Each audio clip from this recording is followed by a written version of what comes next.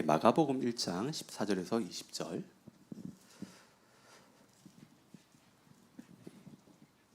자, 그러면 우리 한 절씩 우리 번갈아가면서 읽도록 하겠는데요. 제가 먼저 14절 읽고 여러분들이 15절 읽고 그렇게 번갈아가면서 읽겠습니다. 요한이 잡힌 뒤에 예수께서 갈릴리에 오셔서 하나님의 복음을 선포하셨다. 때가 찼다. 하나님의 나라가 가까이 왔다. 회개하여라. 복음을 믿어라. 예수께서 갈릴리 바닷가를 지나가시다가 시몬과 그의 동생 안드레가 바다에서 그물을 던지고 있는 것을 보셨다. 그들은 어부였다. 예수께서 그들에게 말씀하셨다. 나를 따라오너라. 내가 너희를 사람을 낚는 어부가 되게 하겠다. 그들은 곧 그물을 버리고 예수를 따라갔다. 예수께서 조금 더 가시다가 세베대의 아들 야고보와 그의 동생 요한이 배에서 그물을 깁고 있는 것을 보시고 다 함께 읽겠습니다. 곧바로 그들을 부르셨다. 그들은 아버지 세베대를 일꾼들과 함께 배에 남겨두고 곧 예수를 따라갔다. 아멘. 아멘. 오늘은 저희가 함께 읽은 이 본문을 가지고요. 내 인생의 운전자를 바꾸기 이런 제목으로 좀 말씀을 나누도록 하겠습니다. 여러분 그 14절을 다시 한번 보시면 14절은 이렇게 이제 시작을 합니다. 요한이 잡힌 뒤에 우리가 잠시 좀 시간을 거슬러 올라가서 그때 좀 상황을 좀 저희들이 좀 살펴보면 좋겠는데 당시 이스라엘은요 무려 400년 동안이나 하나님의 어떤 그 목소리를 듣지 못했습니다. 하나님의 말씀이 없었어요. 그러니까 하늘은 굳게 닫혀 있었고 당시 그 세상은요 로마의 그 압제 아래에 있었습니다. 그러니까 사람들은 하나님 우리를 버리셨다라고 생각하며 정말 깊은 어떤 그 어둠 속에 살아가고 있었다라고 하는 거죠. 근데 어느 날 갑자기 광야에서 이제 한 목소리가 터져 나오는데 바로 세례 요한이었어요. 세례 요한. 그는 근데 달랐어요. 당시 부패할 대로 부패한 종교 지도자들 향해 회개하라고 외쳤을 뿐만 아니라 불의한 헤롯 왕 앞에서도 조금도 물러서지 않고 입 바른 소리를 했던 사람입니다. 사람들은요 세례 요한의 어떤 그 모습을 보면서 막 가슴이 뛰었어요. 이제 하나님이 우리를 돌보시는구나. 저 사람이면 부정과 부패와 어떤 불의가 가득한 이 세상을 완전히 좀 갈아엎을 수 있을 것 같다. 이런 생각들을 하게 된 거죠. 그러니까 세례 요한을 그들은 어떤 희망이요 빛으로 생각을 한 겁니다. 그런데 14절에서 뭐라고 시작을 한다고요?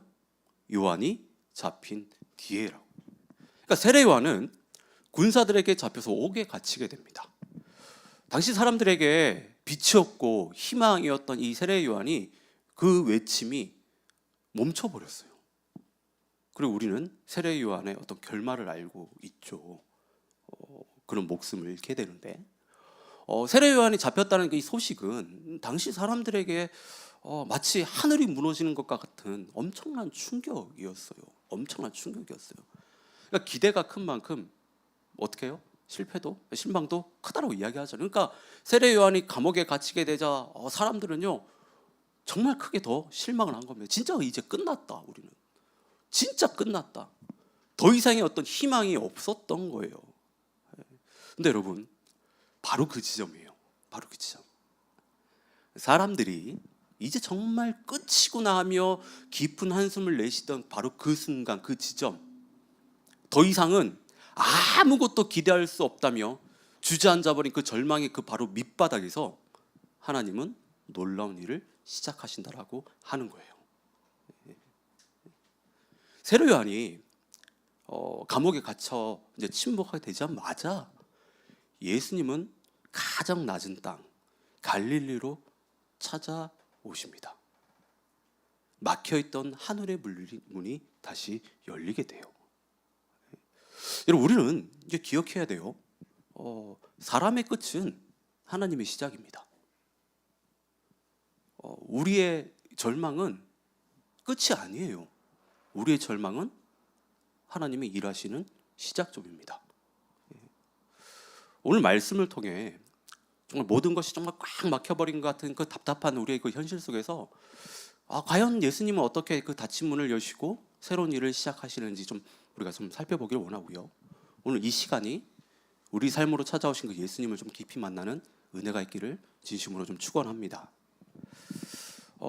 세례 요한이 잡히고 모든 희망이 사라진 것 같은 그 순간 예수님은 역사의 전면으로 등장을 하세요. 근데 참 신기한 것은, 이상한 것은 그래요. 세상을 구하러 오신 왕이라면 당연히 우리가 이제 일반적으로 생각했었을 때 이스라엘의 수도 뭐 예루살렘으로 가셔야 되지 않을까? 어떤 왕궁이라든지 아니면 뭐 종교의 중심지인 뭐 성전으로 이렇게 가셔가지고 내가 왔다라고 이렇게 외치셔야 될 것 같은데, 그래야지만 좀 세상에 있는 많은 사람들이 주목할 것 같은데, 근데 예수님이 지금 어디로 나타나셨더라고요? 갈릴리예요. 갈릴리입니다. 여러분, 당시 그 갈릴리는요, 세상으로부터 철저히 외면당하고 무시당했던 땅이에요. 내일에 대한 기대를 품을 수조차 없는 그런 곳이었습니다. 정말 사람들이 하루 벌어서 하루 먹고 살기가 벅찬, 그야말로 어떤 생존의 치열한 현장이었습니다. 그 땅에서요, 꿈을 꾼다는 것은 배부른 소리였어요. 내일에 대한 어떤 기대보다 오늘을 어떻게든 버텨내야 되는 어떤 그런 삶의 현장이었다라고 하는 거예요. 근데 예수님이 바로 그곳 가운데 오셨다라고 하는 거예요. 이걸 왜 예수님 갈릴리로 오셨을까요? 왜 갈릴리로 오셨을까요? 이게 여러분, 하나님이 우리를 부르시는 방법입니다. 하나님이 일하시는 방법이에요. 하나님은 우리가 가장 성공했을 때, 내가 남들 앞에서 자랑할 만한 무언가가 있었을 때 찾아오지 않으세요. 내가 가장 실패했다고 느끼는 바로 그 순간, 더 이상 길이 보이지 않아서 주저앉아 버리고 싶은 바로 그때, 아무도 나를 주목해 주지 않는 그런 가장 초라한 바로 그때, 바로 그 갈릴리에 찾아오신다고 하는 거예요. 혹시 지금 여러분들 중에 내 인생은 왜 이렇게 캄캄할까? 막 갈릴리 한복판에 서 있는 분 계십니까? 남들은 저만치 저 앞서가는 것 같고, 근데 왜 나만 뭐 뒤처지는 것 같고, 아무리 애써도 뭐 삶이 좀처럼 풀리지 않는 것 같은 그런 어떤 막막한 어떤 그런 가운데, 그런 현실 가운데 있는 분들 계세요. 여러분, 뭐 이렇게 얘기할지 모르겠지만 여러분 기뻐하십시오. 바로 그곳이 예수님께서 찾아오시는 곳이에요. 그리고 그곳에서 우리 예수님은 놀라운 일을 시작하십니다. 예수님이 이제 갈릴리 오셨어요. 갈릴리에서 가장 먼저 한 것은 뭐냐면 하나님의 복음을 선포하는 거였습니다. 예수님이 오셔가지고 그 척박한, 정말 힘들고 어려운 어떤 그 곳에서 가장 먼저 하신 게 하나님의 복음이에요. 하나님의 복음. 복음, 그러니까 헬라어로 보면 유앙겔리온이라고 불리는 이 단어인데, 당시 로마 군대가요, 전쟁에서 승리하고 돌아왔었을 때, 혹은 새로운 왕이 막 자리에 올랐을 때 막 나팔을 불며 알리던 어떤 승리의 소식, 기쁨의 소식이었습니다. 이게 복음이었어요, 그 당시에 그 용어로 보면. 근데 여러분, 한번 생각해 보십시오. 로마가 자랑하던 그 승리의 그 근거는 어디에 있었을까요? 힘이었어요. 권력, 파워. 상대를 칼과 창으로 짓밟고 더 강한 힘으로 굴복시켜서 쟁취해낸 그 승리였다라고 하는 거예요. 그러니 로마가 전하던 그 복음의 그 속뜻은 명확했습니다. 보아라, 강한 자가 이긴다. 힘 있는 자가 평화를 가져온다. 힘이 곧 구원이다. 그들이 알리던 복음이 이런 거였어요. 철저하게 힘의 논리로 그들은 그들의 복음을 전했다라고 하는 거예요. 그런데 오늘날 우리가 살아가는 이 세상은 별반 다르지 않죠. 방식만 바뀌었을 뿐 세상은 계속해서 우리에게 똑같은 이 세상의 복음을 우리에게 이야기합니다. 이 세상은 돈이 힘이야. 남들을 밟고 올라서지 않으면 결국 네가 밟혀. 네가 들고 다니는 백, 네가 들고 다니는 차, 네가 타고 다니는 차, 네가 사는 집의 평수, 그게 너의 가치를 증명해. 우리는 알게 모르게 이 세상이 전하는 이 소리에 귀를 기울이고 그것이 정답인 양 홀린 듯이 살아가고 있어요. 로마 시대 사람들처럼 오직 힘과 성공만이 나를 지켜주고 나를 구원해줄 유일한 동아줄이라고 우리는 믿고 우리는 살아갑니다. 근데 예수님은 그 절망의 땅 그 갈릴리에서요, 세상의 복음을 정면으로 반박하는 하나님의 복음을 선포하세요. 하나님의 복음을. 하나님의 복음의 그 핵심은 너무 명확합니다. 그것은 세상의 경쟁에 지치고 돈에 매여 사는 우리를요, 그 숨막히는 감옥에서 건져내시려는 예수님의 그 간절하고도 강력한 부르심이었어요. 부르심. 돈과 힘이 너의 주인이 될 수 없다라고 하는 거. 오직 하나님만이 이 땅의 통치자요 너희의 진짜 왕이시다라는 거. 이제 내가 너희를 부르러 왔다라고 하는 거예요. 이 위대한 부르심과 함께 예수님은요, 두 가지 놀라운 사실을 선포하시는데, 첫째는 보면 때가 찼다라고 하는 거예요. 때가 찼다라고 하는 거. 이것은 기나긴 그 기다림의 그 시간이 이제 끝났다라고 하는 거예요. 이제 내가 너의 역사 속으로 들어간다. 바로 그 때가 됐다. 이제 그 때가 됐다라고 하는 거예요. 하나님이 일하실 그때. 둘째는 하나님 나라가 가까이 왔다라고 하는 겁니다. 하나님 나라가. 이것이 어떻게 보면 복음의 클라이맥스라고 할 수 있는데, 많은 사람들이 그래요. 하나님 나라를 죽어서 가는 뭐 천국 정도로 이렇게 생각을 합니다. 그런데 여기서 말하는 그 나라라고 하는 것은 땅덩어리 이야기하는 게 아니에요. 여기서 이야기하는 하나님의 나라라고 하는 것은, 그 나라라고 하는 것은 통치입니다. 다스림입니다. 그러니까 하나님의 그 다스림 통치가 지금 우리 삶의 현장으로, 나의 여러분의 그 갈릴리로 이제 왔다라고 하는 거예요. 왔다라고 하는 거. 예. 여러분, 이게 우리에게서 정말 기쁜 소식이고, 이게 우리에게서 진짜 복음이에요. 그동안 우리는 알게 모르게 세상의 복음에 어떤 노예로 살아왔습니다. 입으로는 아니라고 부인할지 모르지만 실제 우리의 삶을 들여다 보세요. 돈이 상전 노릇을 했고, 남들의 시선과 미래에 대한 그 두려움이 우리 인생을 이리저리 다 끌고 다녔어요. 이리저리. 예. 우리는 세상에 매여서요, 세상의 복음의 어떤 노예처럼 살았습니다. 예. 바로 이 지점에서 예수님은 우리의 진짜 주인이 누구인지 지금 선포하세요. 이제 더 이상 세상의 복음에 휘둘리지 말고 우리를 진정으로 다스리시고 책임지시는 그 왕의 통치 아래로 들어오라고 부르시는 겁니다. 부르시는 거예요. 여러분, 왕의 다스림이 시작되었다면 마땅히 그 다스림을 받은 백성들이 있어야 하잖아요. 예, 있어야 하잖아요. 그래서 예수님은 왕으로 오심과 동시에 당신의 백성을 부르기 시작하시는데, 15절에 회개하여라, 복음을 믿으라는 이 말씀이 어떤 단순한 명령이 아니라 이제 옛 주인을 버리고 새로운 왕의 백성이 되려는 예수님의 아주 구체적이고 실제적인 부르심입니다. 이게 부르심이에요. 회개하여라, 복음을 믿어라가 아주 구체적인 부르심이라고 하는 거예요. 여기서 말하는 회개는 단순히 지난 잘못을 어떤 반성하고 제가 잘못했습니다, 뭐 이렇게 뉘우치는 이 정도가 아닙니다. 여기서의 회개는요, 내 삶의 주를 이제 바꾸겠다라고 하는 그 결단이에요. 결단.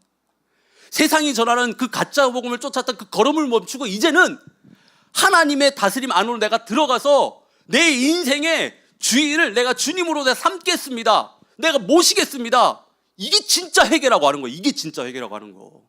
예. 결국 회개하고 복음을 믿으라 이 말씀은요, 우리를 당신의 백성으로 삼겠다는 예수님의 부르심이에요. 부르심. 회개하여라, 믿어라. 이게 부르심이라고 하는 거예요. 예수님은 단순히 지친 우리에게 뭐 위로 몇 마디 건네러 갈릴리 오신 게 아니에요. 너 고되지, 힘들지, 어렵지, 그렇게 사니까 참 고되게, 이런 이야기 하러 오신 게 아니에요. 예수님은 지금 회개와 믿음이라는 이 부르심을 통해서요, 세상 복음의 노예를 살던 우리를 건져내려고. 건져내려고. 건져내려고. 여러분, 우리는 하나님의 이 부르심을 정말 온전히 깨달아야 됩니다. 그리고 그 부르심을 믿음으로 우리는 받아들여야 돼요. 왜냐하면 이 부르심의 가치를 아는 사람만이 예수님을 진정으로 따라갈 수 있습니다. 예수님을 진정으로 따라갈 수 있다고 하는 거예요. 자, 그런데 오늘 본문을 좀 잘 보시면 예수님의 그 부르심과 제자들의 그 따라가는 그 사이에 우리가 결코 놓쳐서는 안 되는 아주 중요한 장면이 하나 나와요. 아주 중요한 장면이. 부르심과 그 따름 그 사이에 아주 중요한 장면이 나온다고 하는 거예요. 자, 먼저 제자들 반응을 한번 보십시다. 18절을 보세요. 시몬과 안드레는 부르심을 듣자마자 곧 그물을 버리고 예수님 따랐다고 해요. 곧. 조금 뒤에 그 야고보와 요한도 마찬가지예요. 20절을 보면 그들 역시 아버지와 일꾼들을 배에 남겨두고 즉시 예수님을 따라갔다라고 이야기를 해요. 고민하거나 머뭇거림이 없어요. 곧 즉시 따라갔다라고 하는 겁니다. 많은 사람들이 이 부분을 좀 해석하는 데 있어서 좀 오해하는 것들이 있어요. 제자들은 원래 배운 것이 없고 가난한 사람들이었다. 잃을 게 별로 없으니까 예수님이 불렀을 때 따라가는 것이 쉬웠다라고 생각을 해요. 그렇게 생각을 합니다. 그렇게 또 설교들을 했었어요, 목사님들이. 근데 아니에요. 그들이 직업이 뭐 어부였으니까, 뭐 좀 예전에는 직업에 뭐 귀천도 따지고 했어요. 그러니까 그 직업을 버려두는 것이 막 쉬웠을 거야. 그래, 예수님 그렇게 따라가서 막 이렇게 생각을 합니다. 근데 아니에요. 그거 잘못된 생각이에요. 당시 갈릴리 호수의 어업은요, 이 어부들은요, 꽤 큰 규모의 산업이었습니다. 특히 야고보와 요한은요, 일꾼들을 거느리고 일했어요. 오늘로 치면 배구도 있고요, 장비도 있고요, 직원들을 고용해서 사업을 하는 그런 사업가들이었다고 하는 겁니다. 사장님들이었어요. 나름 잘 나가는 사람들이었어요. 그리고 그들에게 배와 그물은요, 전 재산이자 평생을 바쳐 일궈온 커리어였고 온 가족의 생김을 책임지는 든든한 밥줄이었어요. 결코 가볍게 그렇게 버릴 수 있는 것이 아니었습니다. 그러다면 도대체 왜? 어떻게 그들은 그 소중한 것들, 어떻게 보면 자신의 전부라고 할 수 있는 것들 고민 없이 바로 곧 즉시 그렇게 버리고 예수님을 따라갈 수 있냐는 거예요. 그 순간 잠시 정신이 어떻게 획 돌아서? 아니면 뭐 사는 게 너무 힘들어서 에라 모르겠다, 뭐 자포자기할 그 심정으로? 아니에요. 그들은 삶을 비관하던 자들이 아니었습니다. 부름을 받는 그 순간에도 여러분 어디서 부르셨다고요? 어디서요? 일상이에요. 일상. 누구보다 치열하게 성실하게 일하는 바로 그 장소에서 예수님이 그들을 불렀다라고 하는 거예요. 열심히 살고 있었던 사람들이었어요. 여러분 잘 들으셔야 됩니다. 이 버림은 부르심이 확실할 때만 가능해요. 버림은 부르심이 확실할 때만 가능하다고 하는 거예요. 그들이 그물을 미련 없이 버릴 수 있었던 이유는 단 하나입니다. 자신들을 부르시는 예수님의 목소리에서 도저히 거부할 수 없는 그 강력한 어떤 영적인 힘을 느꼈기 때문이에요. 그들은 예수님의 그 눈빛과 그 음성에서 세상 그 어디에서도 경험하지 못한 그 압도적인 권위를 마주했기 때문이에요. 그리고 그 짧은 순간에 그들은 본능적으로 직감한 겁니다. 이분을 따르는 것이 내가 그물을 깃고 내가 먹고 사는 거 이렇게 열심히 일하는 것보다 더 가치 있고 내 인생을 거는 것, 그렇게 가치 있는 일을 하고 이분이 우리의 나의 진정한 구원자라는구나, 이걸 느꼈기 때문에, 이걸 깨닫기 때문에. 여러분, 진짜 다이아몬드를 발견하는 사람은요, 손에 쥐고 있던 짝퉁이 아닌 거 다 버리게 됩니다. 진짜 귀한 것을 발견하게 되면. 억지로 버리는 거 아니에요. 버리라고 누가 막 해도 그냥 지가 버려요. 진짜 다이아 발견하면 더 좋은 것을 잡기 위해 손을 그렇게 펴는 겁니다. 여러분 잘 생각해 보세요. 부르심이 선명하면요 버리는 게 어렵지 않아요. 부르심이 선명하면 버리는 거 어렵지 않아요. 그런데 반대로 부르심이 희미하잖아요. 희물이 팅팅하잖아요. 이게 긴가민가 하면요 아주 작은 거 하나도 버리는 것이 고통이 됩니다. 힘들게 돼요. 힘들게 돼요. 자, 그렇다면 우리는 어떻게 이 하나님의 부르심을 분명하게 들을 수 있을까요? 그것은 우리가 세상의 복음을 차단해야 됩니다. 세상의 복음. 지금 우리는 세상의 복음에, 세상이 이야기하는 그 복음에 너무 많이 노출되어 있어요. 세상은 우리에게 끊임없이 자신들의 복음을 계속해서 전합니다. 전해요. 그리고 우리는 계속해서 그것에 귀를 기울이고 그것에 뭐 아멘이냐 뭐 맨날 그렇게 하면서 우리가 살아가고 있잖아요. 여러분 그러면요 나를 따르는 예수님의 부르심이요 들리지 않습니다. 그 부르심이 힘해질 수밖에 없어요. 여러분 우리는 이 세상의 복음을 차단해야 돼요. 그리고 하나님의 복음이 우리 영혼을 끊임없이 우리 영혼에 끊임없이 노출시킬 수 있게 우리가 해야 된다라고 하는 겁니다. 여러분 하루에 단 10분이라도 좋아요. 네. 좀 바쁜 일상을 좀 멈추고 그 앞에서 말씀을 읽고 좀 기도하고 예배를 드리십시오. 그렇게 우리가 하나님과 교제를 할 때 그래야지만 예수님의 부르심이 우리 귀에 선명하게 들린다라고 하는 거예요. 선명하게. 우리 영혼에요 예수님의 부르심이 선명하게 꽂히는 그 순간 비로소 우리가요 놓지 못하고 꽉 붙들고 있는 그 그물의 실체들을 우리가 볼 수가 있어요. 그 그물의 실체들을. 세상 복음을 붙들고 살 때는 이거 없으면 내 인생이 송두리째 무너질 것 같아서 막 두려웠는데 예수님의 그 부르심이 내 안에 선명해진 그 순간 비로소 깨닫게 됩니다. 내가 그토록 움켜쥐고 있던 것이 실상은 너무나 보잘것없는 것이었다라고. 버려도 아무 이상이 없는 것들이었다고. 오히려 하나님께로 나아가는 그 길을 막고 있었는 것들이었더라고. 우리가 그것들을 볼 수 있어요. 자, 그렇다면 이 선명한 부르심 앞에 오늘 우리가 반드시 버려야 될 그 그물들, 그건 뭘까요, 여러분? 혹시 예수님이 베드로처럼 우리 보고 배와 그물 다 버리라고 그러니까 직장도 그만두고 하던 일도 멈추고 막 이렇게 선교를 떠나가는 거 아닌가? 여러분 아닙니다. 그런 착각하지 마십시오. 그런 착각하지 마세요. 아니에요.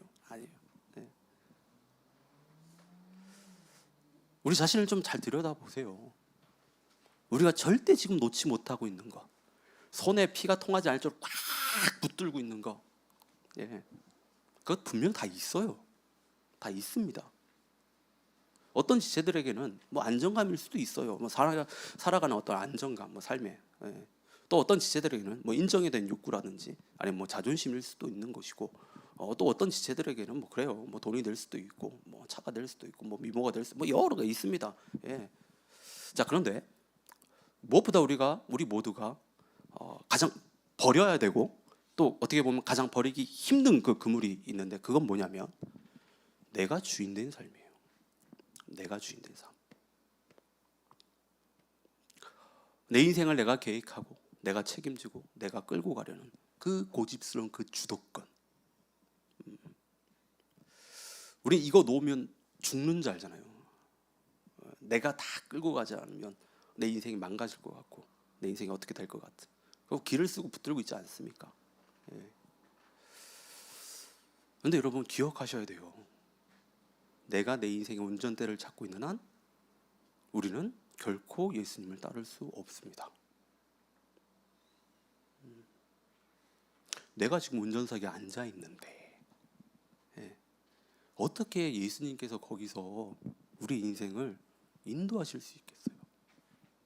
인도하실 수 있겠어요? 인도하실 수 있겠어요? 예수님을 따른다는 것은 내 인생의 주도권을요 주님한테 넘겨드리는 거예요. 불안하고 두렵더라도 꽉 쥐고 있던 그 손을 펴서요 운전석에 우리는 내려와야 됩니다. 내가 쥐고 흔들던 그 삶에서 내가 내려올 때 여러분 그때 진짜 따름이라는 것이 시작이 돼요. 시작이. 그렇다면 운전대를 예수님께 맡긴 사람의 어떤 모습일까? 이제는 내가 길을 찾으러 애쓰는 것이 아니라 운전하시는 예수님과 깊은 관계를 맺는 것에 집중하게 돼요. 운전대를 주님 앞에 넘기는 순간 그 사람들은요 이제 주님 가신 그 길을 따라가면서 예수님을 바라보게 된다고 하는 겁니다. 그리고 예수님과 깊은 교제를 나누려고 한다고 하는 거예요. 아, 예수님은 이런 사람이었구나. 예수님이 이런 상황에서 기뻐하시고 저런 상황에서 슬퍼하시는구나. 그래서 나도 예수님이 기뻐하시는 것에 함께 기뻐하고 싫어하시는 것에 나도 멀리하고 점점 나의 성품과 인격을 예수님에 닮아가는 거예요. 단순히 같은 차를 타고 가는 것을 넘어서요 운전하신 그 예수님과 한 마음이 되려고 하는 거예요. 한 마음이. 이게 운전대를 넘기는 사람, 이게 따라가는 사람들의 그 마음이라고 하는 거예요. 이렇게 산다고 하는 겁니다. 여러분 이렇게 우리가 예수님 곁에 딱 붙어서 예수님과 깊은 관계를 맺으며 따라가다 보면 우리에게 어떤 일이 벌어지는지 아세요? 17절을 보면 예수님은 제자들에게 아주 놀라운 약속을 하나 하세요. 놀라운 약속. 나를 따라오너라. 내가 너희를 사람을 낚는 어부가 되게 하겠다. 여러분 이 말씀 잘 보십시오. 여러분 이거는요 단순히 나가서 전도 많이 해라는 이런 어떤 그런 얘기가 아닙니다. 그런 얘기가 아니에요. 이것은요 우리 인생의 목적을 송두리째 바꾸는 예수님의 그 초청입니다. 지금까지 제자들의 인생의 목적은 단 하나였어요. 물고기 잡는 거였어요. 물고기 잡아서 나 하나 잘 먹고 잘 살고 우리 가족 건사하는 것, 그러니까 생존을 위해서 살았다고 하는 거예요. 그들이 밤새 그렇게 그물을 그렇게 내렸다가 올리고 그런 것은 그 생존의 몸부림이었다고 하는 겁니다. 그런데 예수님은 이제 그 목적을 완전히 뒤집어 놓으세요. 지금까지 너희는 물고기를 낚는 인생이었지만 이제부터는 사람을 낚는, 그렇게 사람을 또 살리는 인생을 살게 될 것이다. 너희가 가지고 있는 그 기술, 열정, 너희의 그 인생 전체가 이제는 생존이 아니라 생명을 위해서 내가 쓰겠다. 여러분 이게 예수님을 따르는 사람들께서 엄청난 축복입니다. 예수님을 따르면요 밥벌이로만 여겨졌던 나의 그 직장, 지금 여러분들이 일하고 있는 바로 그 직장이 하나님의 사명지로 바뀝니다. 무의미하게 반복되는 그 고단한 그 하루하루가 누군가를 위로하고 살리는 그 거룩한 시간으로 바꿀 수 있습니다. 생존이 사명이 돼요. 생존을 쫓았던 그 인생이 사명자로 바뀌게 되는 거예요. 근데 여러분 중요한 것은요, 이것은요 내가 아등바등 노력해서 되는 게 아니라는 사실이에요. 17절 말씀을 잘 보십시오. 예수님이 뭐라고 이야기하시는지 내가 되게 하겠다라고 하는 거예요. 내가 노력하는 게 아니라 이재석이라는 목사가 그렇게 노력하는 것이 아니라 예수님이 되게 하겠다라고 이야기해서 되게 하겠다라고. 내가 너희를 그렇게 만들겠다. 우리는 따라가면 돼요. 우리는 주님만 따라가면 됩니다.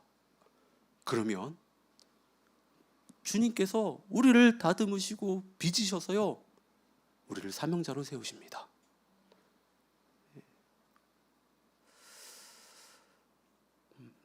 여러분 우리가 들은 이 복음의 핵심은요 결국에 그래요. 삶의 주인을 바꾸는 거예요. 삶의 주인을 바꾸는 거예요. 삶의 주인. 지금까지 내가 내 인생의 왕노릇하며 내 마음대로 살았던 그 삶에서 내려와서 예수님이 통치하시는 삶, 예수님이 진짜 왕이 되신 그 삶으로 넘어가는 것이 복음입니다. 이걸 가르쳐주는 게 복음이에요. 오늘 예수님은 저와 여러분을 바로 이 복음으로 우리를 부르시고 계십니다. 부르시고 계세요. 우리는 그 부르심 앞에 우린 반응해야 돼요. 그 부르심 앞에. 그리고 예수님을 따라가야 된다고 하는 거예요. 그런데 오늘 말씀에서 어때요? 부르심과 그 따름 그 사이에 뭐가 있다고요? 버려야 돼요. 버려야 돼요. 버리지 않으면 우리는 따라갈 수 없습니다. 버리지 않으면 우리는 주님을 못 따라가요. 못 따라가요. 제자들을 보십시오. 그들의 삶을 내어드렸잖아요. 버렸잖아요. 그래서 예수님을 따를 수 있었던 겁니다. 만약에 그들이 끝까지 그물을 붙들고 있었다라고 한다면, 아, 주님, 저 이거 못 놉니다. 못 버려요. 이게 내 삶의 전부인데 지금 어떻게 이거 버려요? 라고 하면 우리는 절대로 주님을 못 따릅니다. 못 따라요. 그러면 우리는 늘 어때요? 세상 복음에 우리는 붙들려 살아갈 수밖에 없다라고 하는 것이 오늘 말씀에서 이야기하는 거예요. 돈을 쫓고 명예를 쫓고 성공을 쫓고 우리는 그런 것에 노예가 되면서 우리는 평생을 살아야 됩니다. 여러분, 그런 인생 살아가고 싶으십니까? 아니잖아요. 하나님께서 우리를 어떻게 만드셨어요? 하나님의 영광을 올리는 사람들, 그걸 통해서 하나님께 은혜를 받고 그렇게 주님의 그 하신 그 일들을 드러내며 살기 원한 이런 우리가 사명자의 삶을 우리가 살아야 되지 않겠습니까?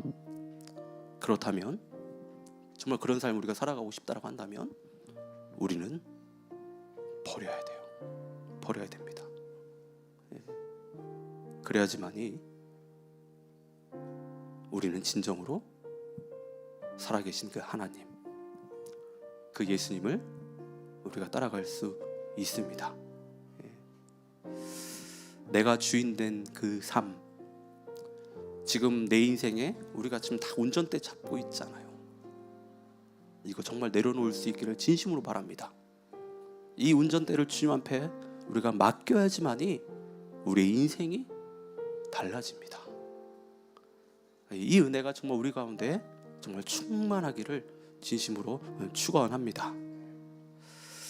이 시간 우리가 좀